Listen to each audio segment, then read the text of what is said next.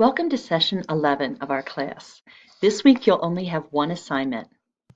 Before I talk about your one assignment for this week, remember that we had done some planning about your book team projects.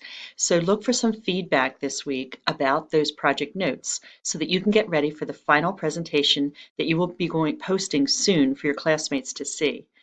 You're going to receive the feedback this week, and then your team will get ready for their final online planning session to put together the actual presentation you're going to do for next week to be able to post that by the end of session 12. So it's ready for your classmates to see during sessions 13 and 14. You'll be sharing some key ideas and applications from your book with your classmates. So for this week's discussion number 2 assignment, you will be posting 3 to 4 paragraphs about what you think are some potential solutions that have been proposed to address some issues facing American schools.